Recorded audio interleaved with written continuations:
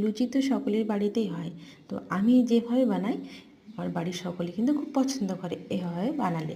তো এর জন্য ভিডিওটা দেখতে হবে। প্রথমে 300 গ্রাম ময়দা নিয়েছি, দুটো মিডিয়াম সাইজের আলুকে লবণ দিয়ে সেদ্ধ করে নিয়েছি, হাফ চামচ জোয়ান, হাফ চামচেরও কম কালো জিরে, লবণ, দুটো শুকনো লঙ্কাকে ঘিতে ভেজে গুঁড়ো করে নিলাম, আর 1 চামচ গায়ে ঘিকে গরম করে দিয়ে দিয়েছি। অল্প অল্প জল দিয়ে আটাটা ওটা মাখতে হবে, বেশি যেন পাতলাও না হয় আর শক্তও যেন না হয়। লেচি কেটে নিলাম। এবার সমস্ত লুচিগুলো বেলে নিলাম। কড়াতে তেল গরম করতে দিয়েছি, তেলটা গরম হওয়ার পরে একে একে সমস্ত লুচিগুলো ছেড়ে দেবো। দেখবেন লুচিগুলো কিন্তু ফুলে উঠবে।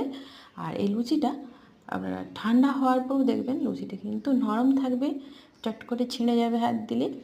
আর ময়দার লুচি অনেকে দেখবেন পছন্দ করে না, ময়ান দিতে হয়, অনেকটা শক্ত লাগে, চিমড় হয়ে যায়, সেই জন্য পছন্দ করেন। তো আলু আদি ব্যবহার যদি করে লুচিটা করেন দেখবেন লুচিটা নরম হবে এবং খেতেও ভালো লাগবে, অন্যরকম স্বাদ লাগে।